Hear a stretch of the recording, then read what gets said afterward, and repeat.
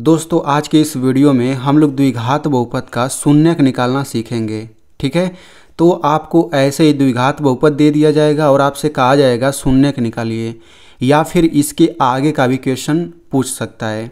ठीक है, तो आपको द्विघात बहुपद का शून्यक निकालना आना चाहिए अगर आप कक्षा 10 में हैं, क्योंकि ये कक्षा 10 का टॉपिक है। ठीक है, तो देखिए यहाँ पर एक बात ध्यान दीजिए, जब भी आपको द्विघात बहुपद दिया जाएगा। अच्छा, यहाँ पे द्विघात बहुपद क्यों कहते हैं? क्योंकि देखिए द्वि का मतलब होता है दो और घात का मतलब तो घात होता है, जो ऊपर संख्या होता है। तो देखिए इसमें सबसे बड़ी घात 2 है, इसलिए इसको द्विघात बहुपद कहा जाता है। अगर यहाँ पे 3 घात रहता तो इसको त्रिघात बहुपद कहा जाता। ठीक है, तो जब भी आपको द्विघात बहुपद का शून्यक निकालने के लिए कहा जाए तो सबसे पहले हम लोग जो यहाँ पे द्विघात बहुपद दिया है इसका हम लोग गुणनखंड करते हैं। ठीक है, इसका हम लोग गुणनखंड करेंगे तो ये आराम से निकल जाता है। ठीक है, तो मैं यहाँ पे आपको इसका गुणनखंड करूँगा आगे, फिर शून्यक निकालेंगे। तो अगर आपको यहाँ पर गुणनखंड समझ आ जाता है तब तो अच्छी बात है, लेकिन अगर आपको इसका गुणनखंड इस वीडियो में नहीं समझ में आएगा तो मैंने एक डेडिकेटेड वीडियो गुणनखंड सिखाने के ऊपर बनाया है, आप चाहें तो उसको देख सकते हैं। यहाँ पे ऊपर मैं लिंक दे दूँगा। ठीक है, क्योंकि अगर गुणनखंड नहीं करना आएगा तो आप शून्यक निकाल ही नहीं पाएंगे। तो चलिए हम लोग यहाँ पे सवाल लगाना चालू करते हैं। तो ये हो जाएगा x² - 2x - 8। ठीक है, तो सबसे पहले हम इसका गुणनखंड निकालते हैं। तो देखिए गुणनखंड करने के लिए सबसे पहला काम क्या होता है, जो शुरू में संख्या लिखा होता है और जो अंतिम में लिखा होता है, इन दोनों का सबसे पहले हम गुणा करते हैं। तो x² के पहले संख्या क्या है? कुछ नहीं है, तो 1 है।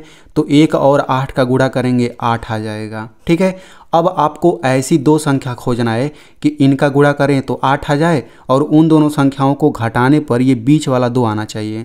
ठीक है, अगर अंतिम संख्या के पहले माइनस है तो इन दोनों को घटा करके बीच वाला लाना है, अगर अंतिम संख्या के पहले प्लस है तो इन दोनों संख्याओं को जोड़ करके बीच वाला लाना रहता है। ठीक है, समझ में आ गया कि नहीं? तो इन दोनों का गुणा करके 8 आ गया। अब ऐसी दो संख्या खोजिए कि गुणा करके 8 है, घटाने पर 2 आए, क्योंकि माइनस का मतलब घटाना होता है। तो देखिए वो दोनों संख्या 4 और 2 है, इन दोनों का गुणा करेंगे तो 8 आ जाएगा, घटाने पर 2 आ जाएगा। हमने दोनों संख्या खोज लिया। अब देखिए पहला वाला पद हम x² लिख लेते हैं, अंतिम वाला भी लिख लेते हैं। यहाँ पे हमने लिख लिया। अब बीच में ये नहीं लिखना है। बीच में क्या लिखना है? बीच में इन्हीं दोनों को लिखना है, लेकिन कैसे लिखना है? तो यहाँ पे समझिए, इन दोनों संख्याओं के आगे हम प्लस प्लस चिन्ह लगा के हल कर लेते हैं, माइनस माइनस का चिन्ह लगा के हल कर लेते हैं, प्लस माइनस लगा के और माइनस प्लस, इनके आगे चिन्ह लगा के हल करने पर अब आपका 2 नहीं, अब आपका -2 आना चाहिए, चिन्ह सहित आना चाहिए। तो इनके आगे इन चारों में से कौन सा चिन्ह लगाएं कि -2 आए, वही हमको लेना है। तो अगर मैं यहाँ पे माइनस और प्लस लगा दूँ ये वाला, तो हल करने पर -2 आ जाएगा। देखिए -2 आ गया। अगर यहाँ पे प्लस रहता तो हमें यहाँ +2 लाना रहता है, तो हमने ये ला दिया। अब इसका काम खत्म। हम लोग ये जो लिखा है ना, देखिए बीच में x है, तो अब हम इसमें x लगा करके बीच में इसको लिख देते हैं। तो ये हो जाएगा -4x + 2x, ऐसे ही करना है। ठीक है, अब इसके बाद आपको क्या करना होगा? तो देखिए x पर 2 घात का मतलब होता है x गुणा x। ठीक है, मतलब इनका गुणा करेंगे तो ये आ जाएगा। माइनस है, माइनस लिखिए। अब देखिए 4x का मतलब बीच में कुछ नहीं है तो गुणा का चिन्ह माना जाता है, 4 गुणा x हो गया। प्लस है, प्लस लिखिए, ये हो जाएगा 2 गुणा x। इसको हम क्या लिख देंगे? -4 गुणा 2, क्योंकि 4 दूना 8 ही होता है। इसके बाद अब हम क्या करेंगे? देखिए पहला और दूसरा ये जो दिया है, इसमें कॉमन आपको क्या दिख रहा है? कॉमन का मतलब होता है जो दोनों में हो। तो देखिए इसमें भी x है, इसमें भी x है, तो जो कॉमन होता है उसको हम बाहर निकाल लेते हैं, कोष्टक के बाहर उसको लिखते हैं। तो यहाँ बचेगा x, माइनस माइनस लिखिए, यहाँ पे क्या बचेगा? 4। इतना हो गया। अब यहाँ पे प्लस है तो प्लस लिखिए। फिर इन दोनों में देखिए क्या है? दोनों में क्या है? इसमें भी देखिए 2 है, इसमें भी देखिए 2 है, तो यहाँ से भी 2 बाहर निकलेगा, तो इसमें x बच जाएगा, माइनस यहाँ पे 4 बच जाएगा। तो जब भी आप गुणनखंड करेंगे तो यहाँ पे कोष्टक के अंदर जो चीज़ आएगा बिल्कुल वही चीज़ यहाँ पर भी आना चाहिए। तो आप देख सकते हैं यहाँ पर भी कोष्टक में x - 4 है, यहाँ पर भी x - 4 है। दोनों अगर अलग अलग आ रहा है इसका मतलब आपने कुछ गलत किया है, दोनों सेम आना चाहिए। ठीक है, अब हम क्या करेंगे? ये जो दोनों सेम सेम है इसको हम एक बार लिख लेते हैं एक कोष्टक के अंदर, और दूसरे कोष्टक के अंदर ये जो बाहर लिखे हुए हैं कोष्टक के उनको लिख लेते हैं। तो यहाँ पे x है, यहाँ पे क्या लिखा हुआ है? +2। ठीक है, तो इस प्रकार से इसका गुणनखंड इतना हो गया।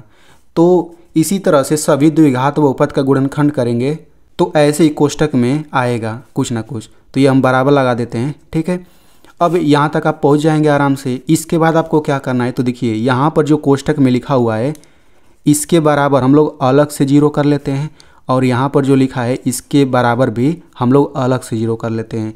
यानी सबसे पहले गुणनखंड करेंगे तो 2 गो कोष्टक में कुछ ना कुछ आएगा, तो हम लोग पहले कोष्टक के बराबर जीरो करेंगे, इसके बराबर जीरो कर लेंगे। इसके बाद आपको क्या करना है, यहाँ से x का मान निकालना है। तो x का मान कैसे निकालेंगे, x का मान निकालना है तो बराबर के इधर x को अकेला करिए, बाकी सभी संख्याओं को उधर भेज दीजिए। तो ये जीरो जीरो लिखिए, -4 उधर जाएगा, क्या हो जाएगा +4। तो यहाँ से x बराबर क्या हो जाएगा, 0 में 4 जोड़ेंगे 4 ही तो रहेगा। ठीक है, तो इतना हो गया। अब देखिए इसके बाद हम क्या करेंगे, इसको हल कर लेते हैं। तो ये हो जाएगा x बराबर 0, ये +2 उधर जाके क्या हो जाएगा -2 हो जाएगा। तो 0 में से ये 2 घटाएंगे तो -2 आ जाएगा। मतलब 0 का मतलब कुछ नहीं होता है, तो समझिए हट गया, तो -2 ही तो आएगा। ठीक है, अब देखिए शून्यक जो होता है, शून्यक को हम लोग अल्फ़ा से दिखाते हैं और बीटा से दिखाते हैं। तो पहला शून्यक 4 है तो हम लोग इसको अल्फ़ा बराबर 4 लिख देंगे। दूसरा शून्यक -2 है तो इसको बीटा बराबर -2 लिख देंगे। यानी कि हम लोग शून्यक को अल्फ़ा बीटा गामा से दिखाते हैं। अगर तीसरा भी शून्यक होता तो गामा वहाँ पे लिख देते हैं। अगर यही त्रिघात बहुपद रहता यानी 3 घात यहाँ पे रहता तब इसके 3 शून्यक आते हैं, तो अल्फ़ा बीटा गामा से लिखते हैं। चूँकि ये द्विघात है तो दो ही शून्यक आएगा, तो पहले शून्य को अल्फ़ा से दिखाएंगे, दूसरे को बीटा से। तो ये पहला आंसर हो जाएगा, ये दूसरा आंसर हो जाएगा। तो इस तरीके से हम लोग द्विघात बहुपद का शून्यक निकालते हैं। ठीक है।